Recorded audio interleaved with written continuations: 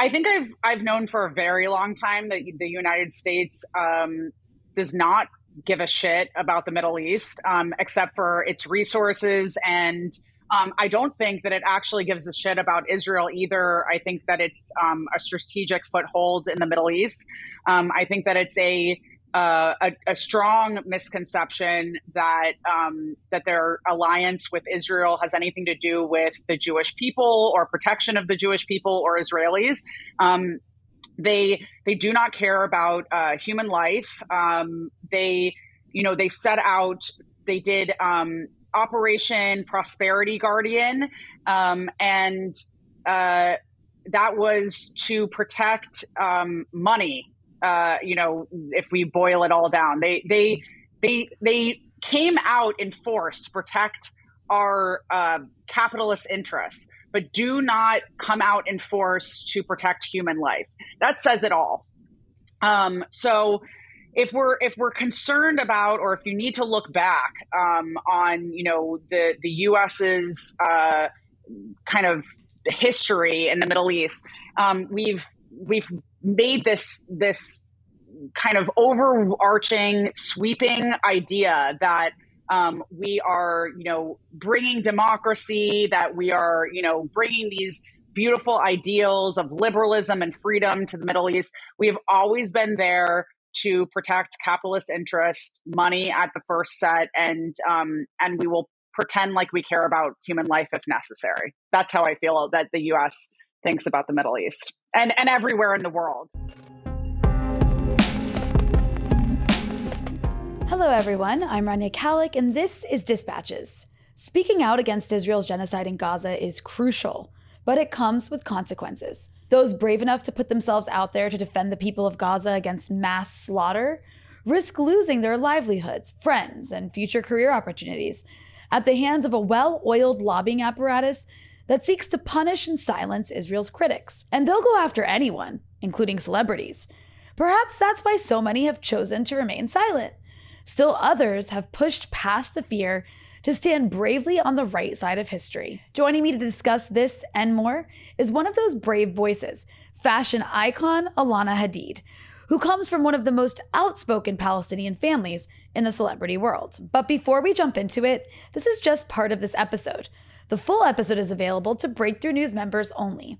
You can become a member at patreon.com/breakthrough news. And as always, be sure to hit the subscribe button and the bell so you get a notification whenever we post new content. And if you appreciate the show, you can also donate below on YouTube. Alana, welcome to the show. Thank you for having me. It's so good to have you on. I'm so excited to chat with you again. I was lucky enough to get to see you give a very heartfelt, beautiful speech in DC last month during one of the massive protests, one of many, and I hope there's more to come. And I really appreciate everything that you've done since, actually, even before this horrific genocide began. You've been so outspoken on Palestine. So I've been following you for a very, very long time, even before this, but it's been so wonderful to see your voice out there and for you, using your platform to bring so much attention to what's happening in Palestine. So I want to start with a little bit about you. Sure. You and your family are very well known in the fashion world, and it does stoke a lot of controversy whenever you speak out or any of your family members speak out on the issue of Palestine, and your family is Palestinian. So this is personal to you. So I guess let's start with, could you tell our audience about your family history as it relates to Palestine? Sure. So my father, Muhammad Hadid, was born in Palestine, in Nazareth. His family home, where my grandfather was born, was Safed. So he was born in the Galilee. My grandmother was also from Nazareth, from Palestine. Her family, for many generations, were Palestinian. And he was born there in 1948, and 9 days later, my grandmother was forcibly expelled from her home. My grandfather came back from work. He was working at a university. He was expelled by the Irgun or Haganah from his home. And and they had to travel. They actually, my grandfather was with two of my aunts. My grandmother was with my father and his sister, and they were separated for almost a year and ended up finding each other through mutual friends who were doctors or going to multiple refugee camps. So they were separated. They went to multiple different places, but my family was born in Palestine and have generational ancestry in the state of Palestine. So, yeah, and forcibly expelled from there. It was really traumatizing and horrific for the entire family. It's so wild to think about, like, having a baby in that sort of situation, like having to, I mean, we're watching it happen like live in Gaza right now, where people are having to flee their homes with, you know, a backpack, whatever they can carry, and sometimes their kids, like, and just the idea of having an infant in that situation. And then, oh my, the trauma of not seeing each other for a year and not being able to even reconnect. And I don't even know how you begin to find lost family members after that sort of chaos in 1948, 1949, without the technology that we have today.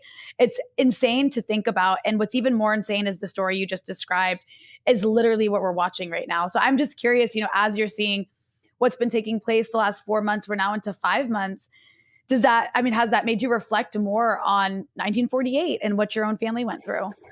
100%. I've said it before, and I feel 100% that I have a better understanding of what my father went through in 1948. I have a greater understanding of the Nakba because of the Nakba that is happening now in Gaza. I have seen women give birth in Gaza and have to flee the hospitals where they gave birth 30 minutes or an hour after they have a child. So I have a 100% a greater understanding of what happened to my family. I'm seeing it now. We are all seeing the Nakba happen to Palestinians in Gaza. They don't know if they will be able to go back to their homes. Do they even have homes to go back to? So yes, this is horrific on a level of the Nakba, and even worse. I mean, my father says constantly, this is worse than what happened in 1948. This is more horrific. And maybe it's because we're getting to see it, but it is beyond. So yes, I have an understanding of what my father went through now because of what I'm seeing now. Yeah. And then, you know, I'm curious, we all have like a different evolution on these issues. Like my family's Lebanese. I grew up, you know, watching Israel bomb my family. And so I've always had an understanding, even as a kid, that this country is not very nice, that our country, the US, gives all this money. Like I grew up hearing my parents complain a lot, like our taxes are basically like supporting the bombing of our relatives. And so I grew up with that understanding.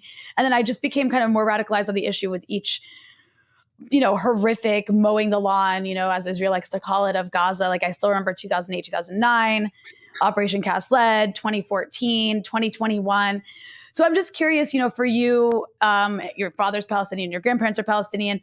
You've heard these stories growing up, but it doesn't, you know, it kind of, even if you learn it growing up, it still kind of takes a minute when you grow up in the US specifically to sort of make your way to really understanding. So I'm just curious, you know, what's been your personal evolution on this issue? Is it something you understood sort of from day one, or, you know, maybe something that you've come to understand better with time? I think I've come to understand it better with time, for sure. I think I was a political science major. I have a background in international relations and diplomacy. It's a little known fact. A lot of people just think I'm speaking about this because I'm Palestinian, but I'm quite well educated on the subject. But I think in learning about just international relations as a whole, geopolitics, and you know, the war machine, and all of these things as it related to a lot of other things, a lot of other places, a lot of other countries, I became more and more curious about the realities of how it related to Israel and Palestine. And I started educating myself. I spent a lot of time having to self-educate because, you know, I wasn't quite educated in school. So I've spent a lot of time. I mean, I was educated. Was I thoroughly educated? Was I Right. were they talking about Palestine? Not really. So a lot of self-education, a lot of personal reading lists, and just interacting and speaking to my family in Palestine and my friends who are Palestinian, who've grown up in Palestine, moved to the US, or are still living there to this day, and just asking questions and learning. And I am learning every day. I am truly learning. This is a learning process. We have a lot of unlearning and relearning to do, especially in the United States, a lot of unlearning to do. So yeah, I don't think that I understood at day one, and I don't think that anyone can truly understand at day one. So I'm understanding now. Yeah. Yeah. And I want people to really hear that too, because I think it's like sometimes it's okay to be wrong. And it's okay to recognize. I'm not talking about you. I'm talking in general. Like with other people, it's like okay to just be wrong and to be like, oh yeah, I was wrong, and it's actually not my fault because I was taught all the wrong things by CNN. I mean, look at anti-Zionist Jews. Mm-hmm. Think about how much unlearning they've had to do and how much relearning they've had to do in order to get to the place where they were willing to say, I reject and condemn everything that I was taught. And I now have a greater understanding of what I was taught and how it was intended to keep me from the understanding that there were Palestinians, that they were real people, that they were there, from the beginning, and that we forcibly expelled them. I think that is a good example of how, you can really do the work and get to a place of true understanding. And I think right now, the amount of people who are just so hungry to understand this issue because they're just like so horrified by what they're seeing, it's like it's like nothing I've ever seen before in all the time that I've been following this issue. But, I also want to ask you, like on a personal level, I mean, I think both of us were teenagers in the 9/11 era. And I remember being made to feel very bad about my background and where my family comes from. I think anybody with any Arab in them was automatically sort of like made to feel very ashamed after 9/11.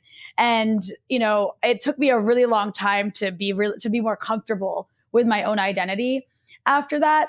So I'm just curious, I know you were originally in the DC area, which is also where I grew up. Were you ever made to feel ashamed being Palestinian and Arab? And I say Palestinian specifically here because I do recall that right after 9/11, there was an attempt to actually blame Palestinians for the attack. Yeah. So how did you deal with that when all that happened? Well, I was in my freshman year of college. I'm a bit older. I was in my freshman year of college, and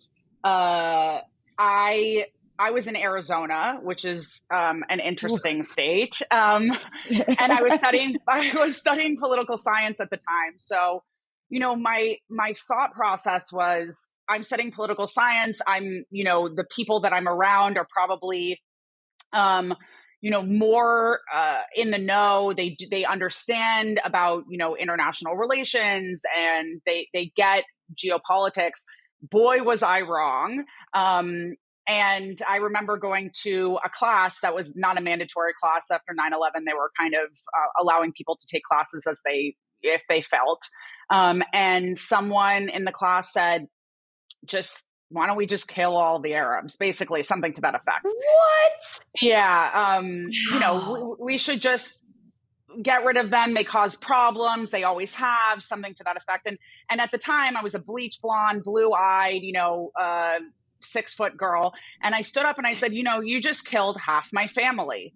And everyone was shocked because, obviously to a lot of people, I don't look Arab. I do look very Palestinian. I think that's something that people really need to understand. I actually look incredibly Palestinian. You do.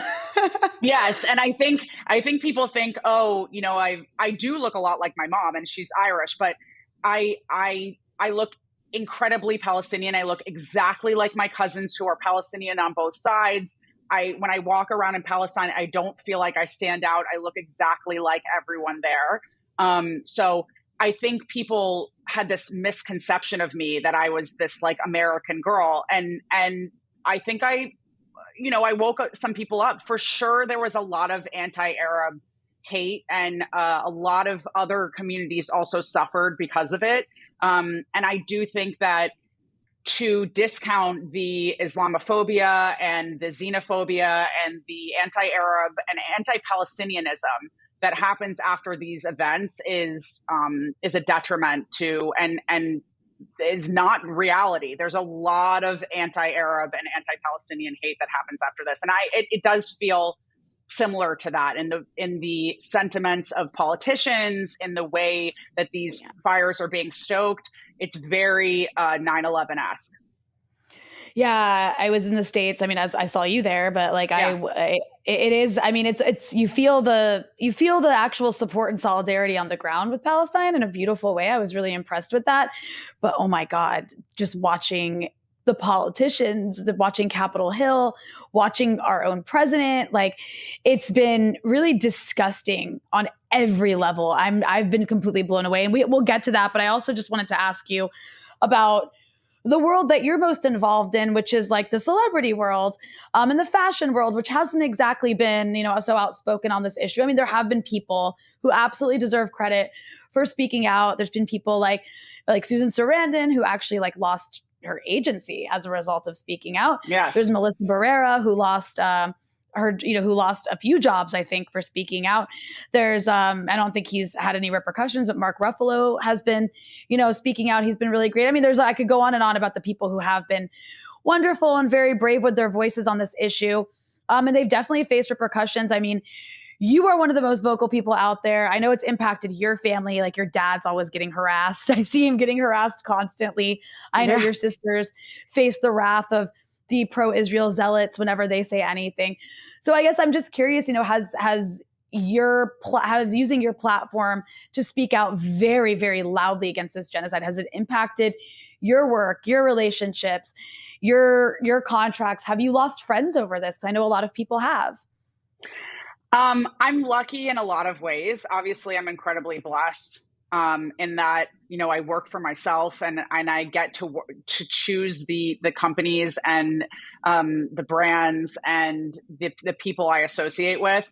I'm very lucky in that. Yes, I know that that a lot of companies were scared to work with me after I was speaking out. I'm sure that there were a lot of people who reconsidered their association with me, and I moved on, and there are a lot of really amazing brands that are vocal and that are proud, and that in working with me are taking a stance. Their work with me is saying to people, we care for humanity, and we want to represent that. But yeah, I've lost a ton of friends. I thought I had lost a lot of friends after 2021 and everything that was happening in Sheikh Jarrah and at Al-Aqsa. I was very vocal then, and I think I kind of did, a wholesale relook at all the people I was speaking with. Yeah. And I thought I had kind of gotten down to the right people, a small amount, a core group. And after October 7th, I saw some incredibly vile things come out of the mouths of people who I considered really close friends, who didn't even consider having a conversation with me. And, I'm a direct source. I'm a Palestinian. So the conversation could have happened quite easily, and it didn't. And I was sad to lose those friends. But at the same time, I'm not sad to not be associated with people who can't find their humanity. I'm not sad to not be associated with people who believe that the murdering of children, women, men, civilians is okay.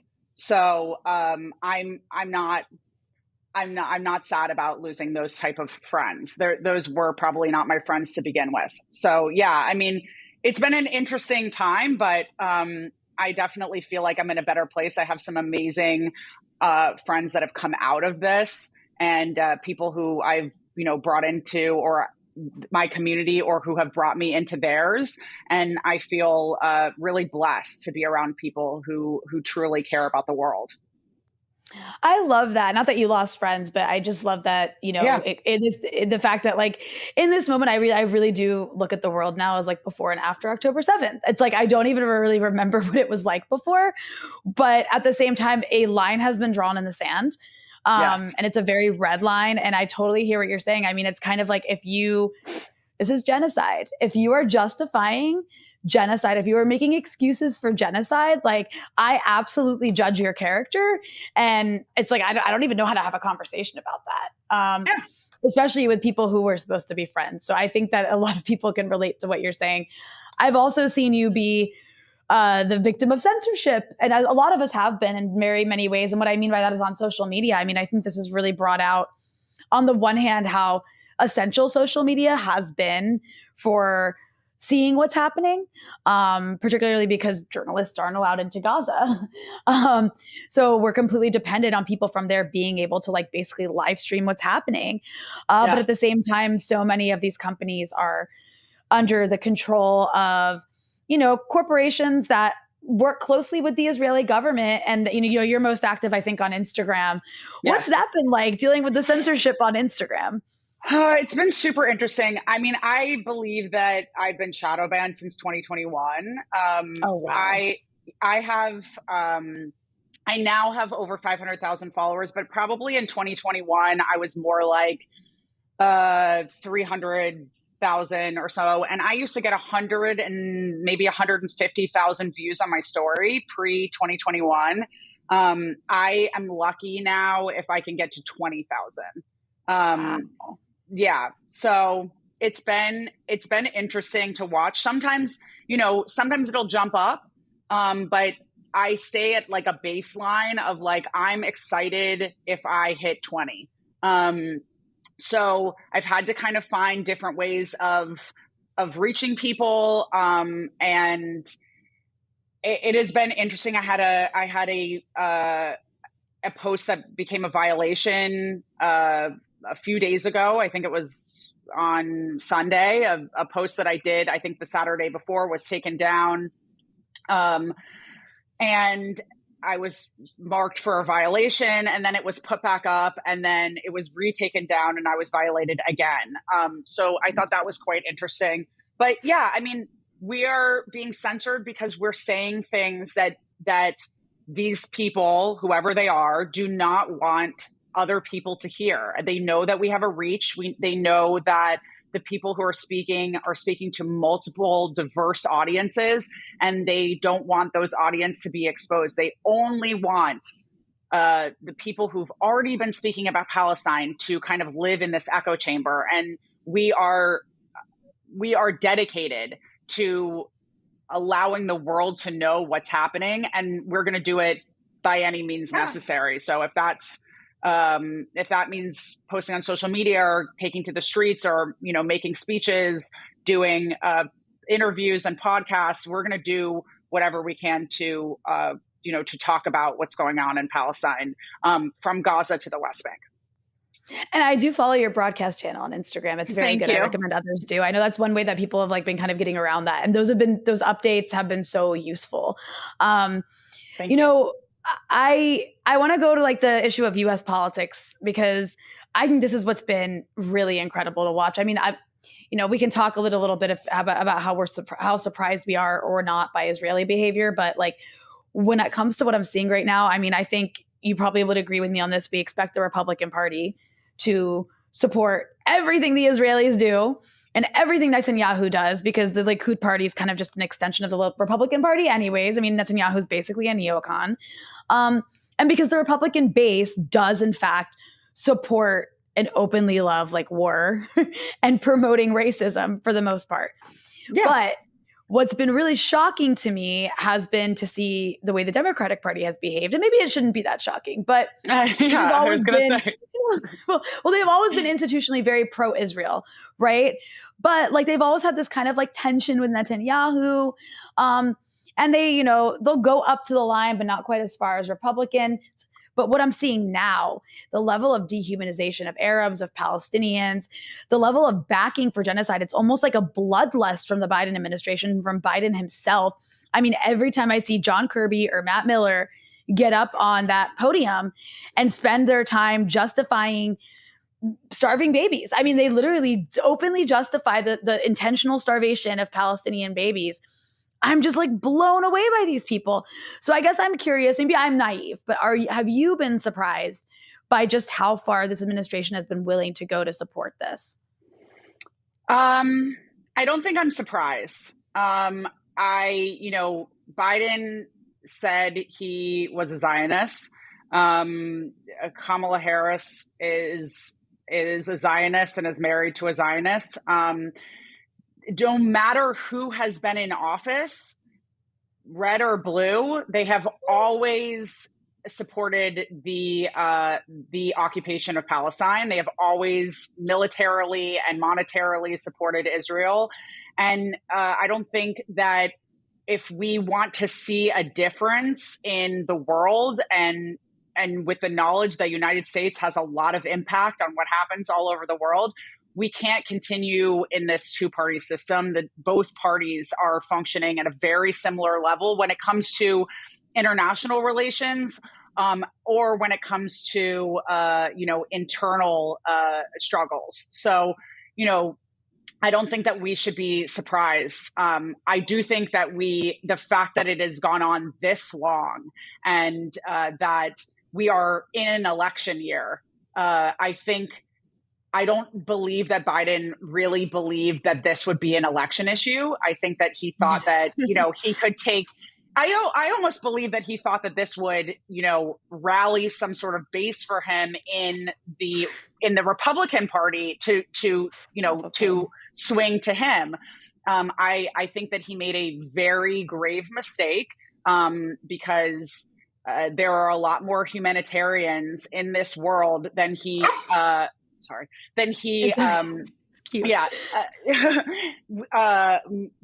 My dog doesn't like Biden. There are a lot more humanitarians, a lot more people who are paying attention, and a lot more, there are people like Bassan and Motaz, and there are people on the ground who are showing the world what's going on. There are people who dedicated their actual physical life to letting people know what's going on, and the world is waking up.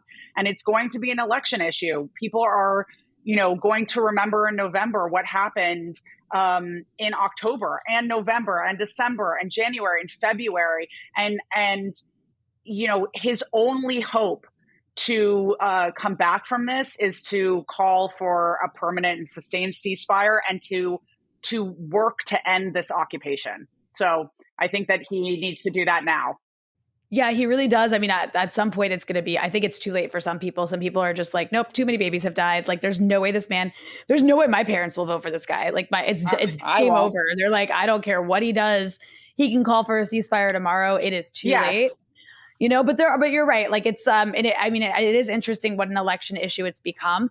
And what's amazing is just a level of arrogance and delusion about the fact that you actually do need these Arabs that you think are okay to kill to vote for you. So we'll see how that pans out. But I think that there's just been this really, like you were mentioning, how it feels very post 9/11-esque. And, one of the places that it's like, okay, people like you do get punished. There are consequences for speaking out against genocide. And on the other end of that, it's like you can be openly racist. You can be openly genocidal towards Palestinians. You can mock their dead. You can blame them for being murdered.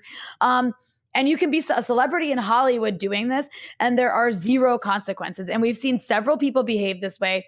I mean, some of the more horrible ones have been people like Deborah Messing and Michael Rappaport and these types. But it's been really unbelievable how racist some people have been. Like, I am shocked by that. I'm shocked by the level of open hate and celebration for an apartheid state that's committing genocide. I'm just curious if you're surprised by that, or maybe I'm being naive there too. No, I think this has been going on for a really long time. I think that the world, the United States, should be shocked and appalled at the fact that our politicians are being paid by a foreign government to simp for them. I would be shocked to find out that these celebrities aren't being paid, because I wouldn't put it past the Israeli government to pay them to talk like this. So if they're going to do it to politicians, if they're willing to do it, you know, our government and our people were blown away to find out that there was a possibility that Russia had interfered in our election. Well, Israel has put politicians in its pockets for decades. And so to find out, like, I'm not shocked, because I know how much money the ADL gives each one of these, and AIPAC each one of these politicians every year for their campaigns. So again, like, when it comes to celebrities who are doing this, I think I would be shocked to find out they weren't paid. So That's true. Yeah. Yeah. I mean, also there is like a huge contingent of people who do like a lot of fundraisers with like Friends of the IDF and all these sorts of things. So it does make sense, but it's still just kind of like, wow, like sometimes I'm kind of like, oh, I didn't even know that you were a racist. Like that lady who was in The Good Wife, who like randomly came out and said that, I don't know if you saw that, what she said was so insane. She was like upset with Black people and lesbians for supporting Palestine. Yeah, she was upset with, she said she was basically, she was upset with the solidarity movements that have happened between, multiple different liberation movements. And I find it hilarious to not think that people who are being oppressed will always find and support each other. So, you can't be the victim if you're the perpetrator. You can't keep acting like you're the victim when you're the oppressor. It's just like not a massive the way it act of gaslighting. It's like the most insane level of gaslighting imaginable. And then there's, the other aspect of this has been the media and the level of dehumanization. I mean, this is something you point out all the time. The level of dehumanization of Palestinians in the media is so insane. I'm sure you saw this recent Thomas Friedman piece in the New York Times that was making the rounds, where he literally compared the Middle East to the animal kingdom and then went on to use insect analogies to talk about various resistance groups across the region and various countries. I mean, there was literally analogies to wasps and spiders and parasites. I was pretty blown away by that, not because Thomas Friedman said those things or thinks those things, but because it was published. I'm like, wow, this like went through editors who were like, yeah, this seems okay. Like we both know that there's no way that anybody could ever write that way about Israel. And or Jews. Like I would never be okay with people writing about Jews that way. Yeah. But the fact that there are people who are okay with Arabs being written about that way. And then of course there was that Wall Street Journal article that was calling Dearborn, Michigan, like the capital of jihad. And it just goes on and on. It's like Palestinians, they're not killed, they die. Palestinian orphaned kids their families weren't murdered. They just lost family members. Like we don't know what happened. They've lost them. They can't, they just like needed to air tag them or something. And I mean, just the language that's used to describe, sometimes they're not even called children. Sometimes media outlets will go out of their way to use young lady word but children, just because it's like anyways, I'm just curious your thoughts on that, because just, wow. It's like, sometimes I wonder, is there some editor at the New York Times who is specifically tasked with taking out the humanity of Palestinians from any piece written about them? Yeah, I mean, I feel like this has gone on for a long time, and this is part of a larger, broader goal to dehumanize Arabs and Palestinians specifically. It's been going on for a long time, and it's in order to allow people to feel less impacted by the fact that they're being murdered. And especially it was happening before because to dehumanize Arabs was to make it okay for the United States to also be a part of the murder and displacement and resource grabbing that has happened in the Middle East for decades. So again, I'm not really shocked by it. However, what I do think about it is that it is a reflection of how broken our media system is, that it's allowed.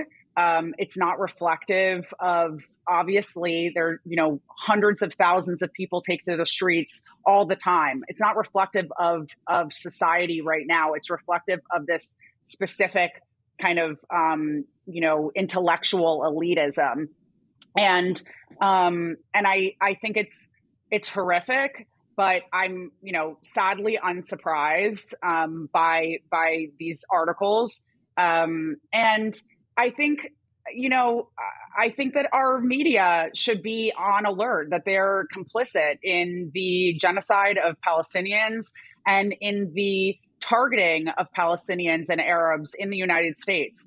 The stabbing and the shootings of Palestinians that have happened in the United States are a direct result of our politicians and our media allowing for the dehumanization of Palestinians and Arabs as a whole, and they are 100% complicit in those horrific acts, but also the murder of 30,000 Palestinians and injuring of hundreds of thousands.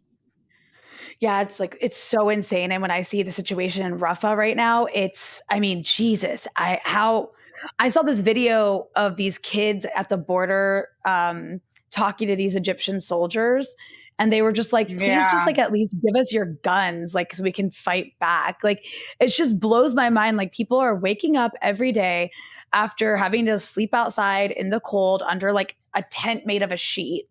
Yeah. And they spend their days searching for water and food because they're starving and there's a lot of thirst because aid is not allowed in. And on top of that, they have to dodge bombs and there's no end in sight. And you have to have an insane level of dehumanization of these people for so many to see that, because it's everywhere. I know that probably John Kirby opens his phone and sees the same images we do. But it's just those kinds of people are okay with it because of this apparatus that's just said, these lives are not worth that much and it's okay for them to die in huge numbers. I don't know if you have anything to add. No, but I also think that it's important to note that aid isn't just not coming in. It's being actually physically blocked by Israeli settlers. So it's not like these aid trucks don't exist. It's not like the aid isn't waiting to get in. What's happening is, multiple Western countries are defunding UNRWA. There are actual settlers standing in front of tenting themselves, ironically, putting themselves in tents and having raves in front of aid trucks in order to keep them out. And when you see these people and you hear interviews with them, they're all from Western countries. They're all American or, Scottish or, they're all Westerners, English, a few South African people. So I think it's very interesting that people who are claiming indigeneity to the land are blocking indigenous people from receiving food and water and aid and medical supplies. So it's not just not coming in, it's being actively stopped from coming in by, Western people and Western governments. Yeah, that's a really good point. And on that note, one thing that I think we should just call this episode, Alana's not surprised, because, but Rania is, because another thing that's been somewhat surprising to me, that's going to go with that theme, is, it's just the behavior of Israelis. Yes, I have understood throughout my entire life that Israeli society hates Arabs, is fine with killing them, bombs children, the Israeli government, Israeli army, they excel at bombing children. That's literally what they do best and have always done best in every war that they've fought because they're just the bravest army in the whole world. But I guess there's just something incredibly disturbing about all these videos. They are filming themselves proudly committing genocide, and they're not covering it up. They are proudly egomaniacally laughing and taunting and mocking as they blow up residential buildings, as they loot people's things, as they go through women's underwear, like in their bedrooms, in the houses that they rampage through, as they, put this crazy, insane fascist graffiti everywhere. And as they talk openly about their plans to like settle, resettle, to conquer, like they're using this language and they are celebrating the death of children. Like every Israeli accusation against Palestinians is actually a confession because they do all the stuff they accuse Palestinians of doing, including celebrating death. And it is like, I don't know, that to me has been surprising. And maybe this is because of the live stream nature of it, but there's something especially, I don't know, just like it's this really like cruel, it's like a level of cruelty and they're enjoying it. Has that surprised you or also not surprised? I'm just, because that's been like, that has really just made me question humanity on a number of levels. I think it's disturbed me. I don't know if I am surprised at this point, but it took me a long time. Like, I don't think that I always believed that this was the way that Zionism functioned, in this, like, to go this far. I don't know that I always believed that. But, now I've come to understand, and I think the world is coming to understand that, if you allow a people to be brainwashed against another set of people, and with no repercussions, with no one telling them that that's wrong, with with money and aid and things coming in from all sorts of other places that are considered these bastions of liberty and freedom, like the United States, you will feel like you can do whatever you want with impunity, because you've been allowed to do so for so long. It's, they're in a lot of ways, the United States, like petulant child. And they have been allowed to get away with murder for a very long time. And literally